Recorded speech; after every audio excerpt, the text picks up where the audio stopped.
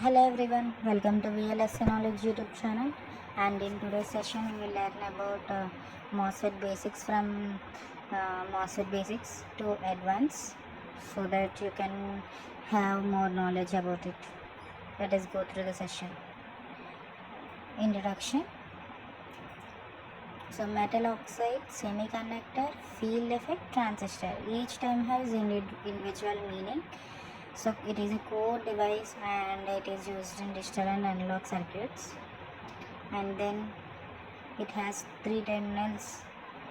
So they are gate, drain and source. So you can observe MOSFET has three terminals, and there is another one that is body or substrate. You can call it anyways, substrate or body.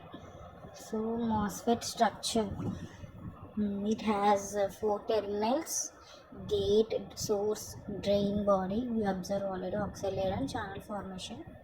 So from this diagram I can explain it.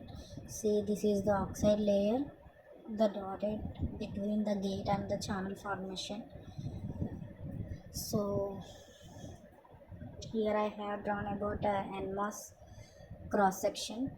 NMOS has P substrate and N plus terminals is for source and drain. So the gate is the terminal, and the source and the gate will be connected. VGS voltage will be formed. The input is given through this, and we observe VDS. This is VGS, and the VDS is from the drain terminal. We will get it. So this VGS will be connected based upon these two voltages, whereas the channel will be formed. So I will explain in the further videos clearly about it. So working principle, you know that voltage control device and in channel inversion and electron and hole flow. Channel inversion is nothing but when the channel gets formed, so we can say that. And electron and hole flow means that the N plus contains electrons. We already know that. And holes, P substrate contain holes. So based upon their concentration we will see the resultant channel formation, right? Types of MOSFETs: NMOS, PMOS, enhancement mode and depletion mode. Actually enhancement mode has two types: NMOS, PMOS. Depletion mode also has NMOS, PMOS. So NMOS, PMOS, enhancement mode, this one, and this is depletion mode. I have drawn for NMOS for enhancement and depletion mode, similarly for PMOS also. So the thick line helps us to easily identify the depletion mode. So here observe NMOS will be connected drain and source in the way like drain is connected to the higher voltage, where source is connected to the lower voltage terminal in NMOS. But in PMOS, higher voltage is connected to source and lower voltage is connected to drain. You can see here in PMOS it is. Okay.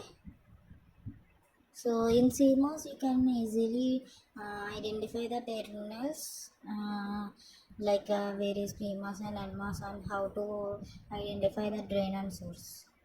So the operation regions are three types: operating regions, cutoff, triode, active or linear region, and saturation region.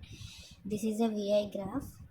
So this is cutoff region, and the middle part above from cutoff to the is active region, and where IDS becomes constant, that is saturation region.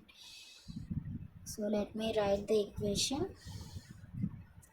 VGS is greater than or equal to VT. So wait, Let me write it clearly. So this is, so IDS is in y-axis and VDS is in x-axis, and so VGS greater than or equal to VT is for cutoff. VDS less than VGS minus VT is for triode region, and VDS greater than or equal to VGS minus VT is for saturation region. Right. Next, we have already seen IV characteristics. CMOS technology. It is combination of NMOS and PMOS. So in the pull-up section we have NMOS, PMOS. So as we discussed earlier, S and D. D is connected to lower terminal in PMOS, and D is connected to higher terminal in NMOS. Here ground is lower than output voltage. That's why in NMOS it is connected like that. And it is a low power consumption, and it is used in logic gates for NAND or design also. We will use that. In advanced MOSFETs it is FinFET, GAFET, and 3nm and 2nm technologies also used. Like GAFET is gate all around transistor. So applications, microprocessors, memory chips, and all. And interview questions are mainly BJT and MOSFET differences. We already done a video about it, you can refer.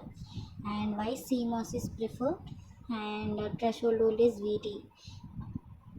So in summary, it is MOSFETs are the backbone of VLSI. We already seen that. And scaling increases performance and complexity. So scaling means like we can connect any number of based at the output.